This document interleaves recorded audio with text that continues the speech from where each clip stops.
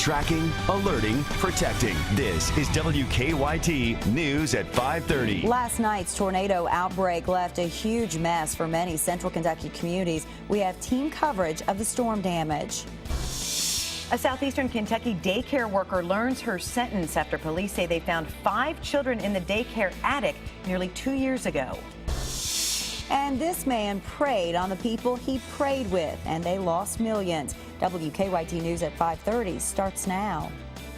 Good afternoon to you. Downed trees, torn off roofs, and destroyed homes. That is what many families in the Bluegrass are dealing with after a tornado outbreak rocked central Kentucky. The National Weather Service now confirms 6 tornadoes touched down yesterday. One of the hardest hit areas was Harrison County, where a tornado hit south of Cynthiana.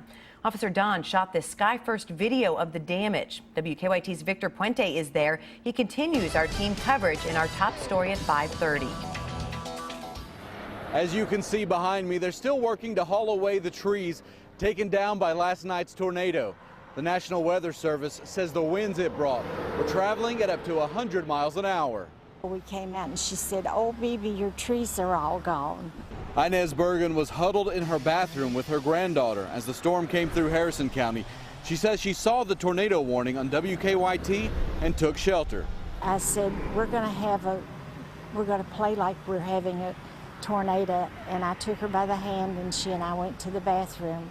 And when she came outside, she says all but one of the trees in her yard were down. About a mile away on US 27, Saunders Farm also took a hit from that tornado. One of the owners was in Lexington when it passed over. I guess I was surprised at the top of the hill here, there was nothing. And to get down here and see almost total destruction was the biggest shock to me. It was the destruction there that led a National Weather Service meteorologist to determine an EF1 tornado had touched down. We have several barns and storage buildings destroyed, the trees, which way they lay, even the mud spattering and the insulation and which way the grass is flowing. Despite the damage, there were no injuries, which is making cleanup much easier. I'm very thankful that no one was hurt, no one was killed. This is all things can be replaced. But I guess the positive thing to look at is we won't have many leaves to rake this year. The spokesperson for Harrison County Schools tells me they had buses on the road when those tornadoes were spotted. Some of those drivers pulled over and got those kids shelter inside of churches, a country store, and even the home of the school board secretary. In Harrison County, Victor Puente, WKYT. People in Bath County also spent the day cleaning up storm damage. The National Weather Service confirmed that 2 EF1 tornadoes touched down there. One tornado was reported in the Sharpsburg community, the other near Salt Lick. An eastern Kentucky family says they're thankful to be alive after storms hit Pike County yesterday. People living in the Buffalo Creek community spent today cleaning up and surveying the damage. Emergency management crews say they expect the National Weather Service to take a closer look at the damage. But for now, these families are just thankful no one was injured in the storms. To look around at all the damage, but yet you're grateful and thankful that God spared us. He looked over us, he kept us safe. My mom and dad wasn't home. It was just like the wind knew what house to hit. The National Weather Service is expected to be there tomorrow. Emergency management crews say they aren't sure what caused the damage, but they say some of it resembles straight line winds, while other damage looks like it might have been caused by a tornado. We are finally getting some calm after 2 days of severe weather here in the Bluegrass. But this dry weather will not last long for us. Chief Meteorologist Chris Bailey is tracking some more showers rolling into our area for tomorrow. How about it, Chris? Yeah, and tomorrow, ladies, will just kick off a very prolonged period of soggy weather across central and eastern Kentucky that may lead to some local high water issues. A lot of rain on the way, so let's enjoy what we have out there right now with upper 60s and low 70s under partly sunny skies throughout central and eastern Kentucky. Live First Alert Defender looks a whole lot better than what we were showing you at this same point yesterday when tornado warnings were blanketing parts of the area, though the same front that caused yesterday's severe weather is now off to our west and southwest. It's putting the brakes on. It's getting ready to head back to the northeast into the Bluegrass State. Notice all the rain now beginning to blossom ahead of that. Some of those showers will shoot in here as we go through the day tomorrow.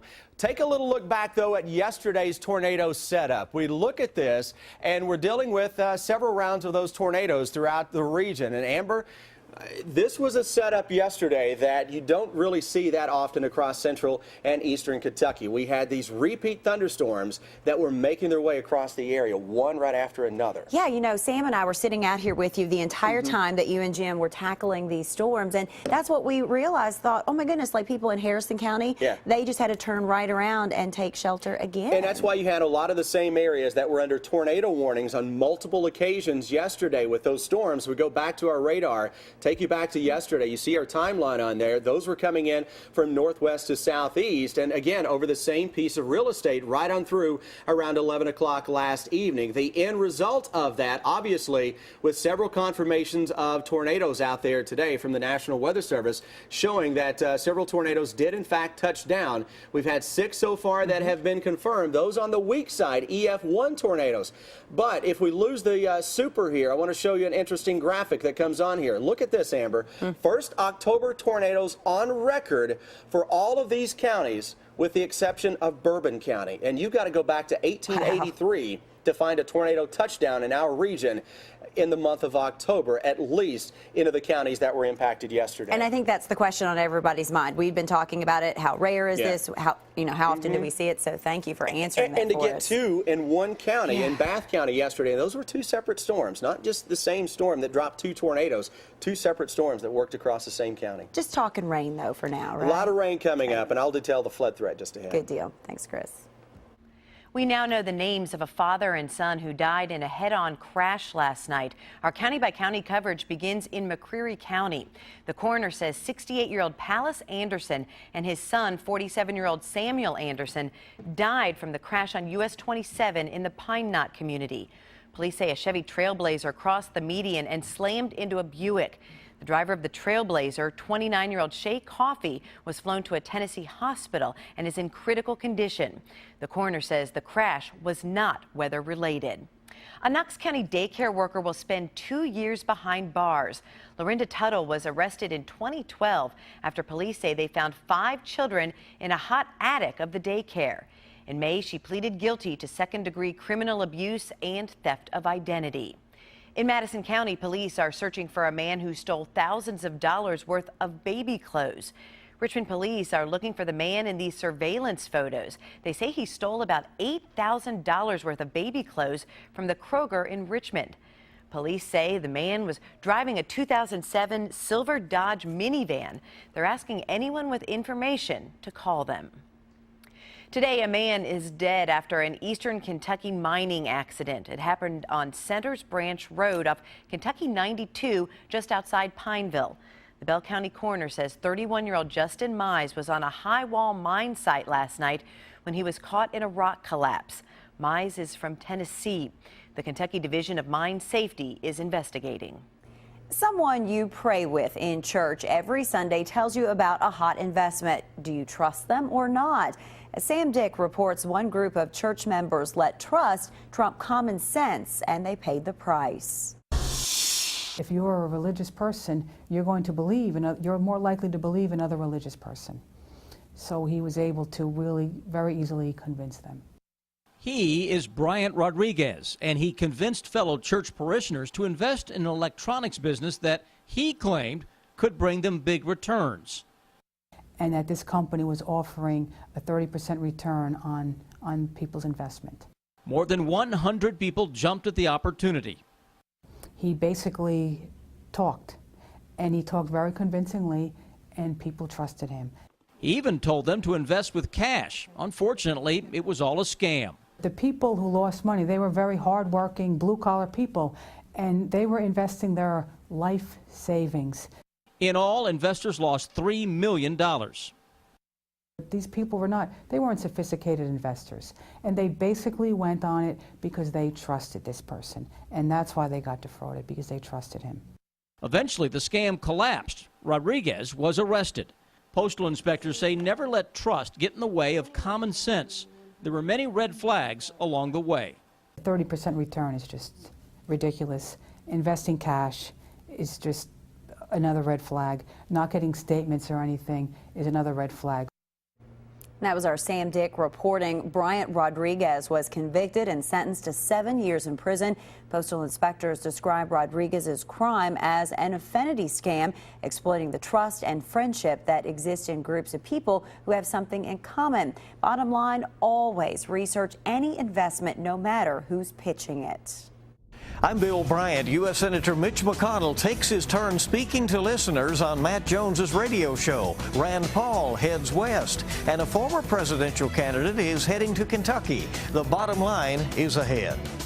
And coming up at 6, we'll continue to track storm damage across central Kentucky from yesterday's tornado outbreak.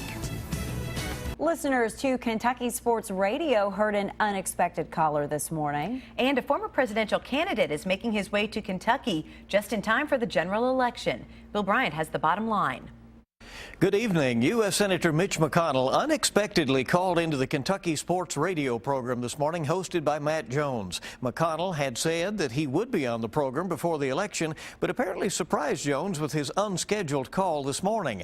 The Republican Senate leader talked about being a fan of both Kentucky and Louisville, and then he answered some questions and made his case for being reelected to the Senate next month, including why he opposes a hike in the minimum wage right now. I have supported in the past increasing the minimum wage when I thought it would be good for the economy and when there were breaks for the businesses who would lose employees included in it.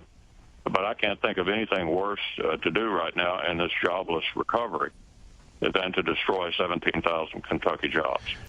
McConnell faces Democratic challenger Allison Lundergan Grimes, who appeared on Jones's show last month, and Libertarian candidate David Patterson in the November 4th election.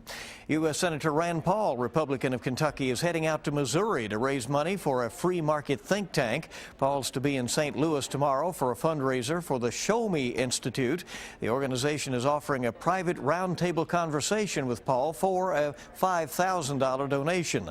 Paul is weighing a presidential bid in 2016 while campaigning this year for other Republicans across the country. He says in any case he will be seeking re-election to his Kentucky Senate seat. Former Republican presidential candidate Mike Huckabee will campaign for Kentucky's GOP state House candidates just 10 days before the general election. The former Arkansas governor will speak at the Turn Kentucky Red rally October 25th at Bowman Field in Louisville. That's sponsored by a group led by possible Republican candidate for governor Kathy Bailey. Bill Bryant, WKYT. Rolling our way toward the middle of the work week. It's all downhill toward the weekend and downhill in the weather department as well. I'll show you why this cold front becomes stationary and produces rounds of heavy rain. That's in a moment. I'm Sam Smith in Bourbon County, where a tornado touched down here last night. Coming up at 6, we'll show you the damage and you'll hear from the people impacted.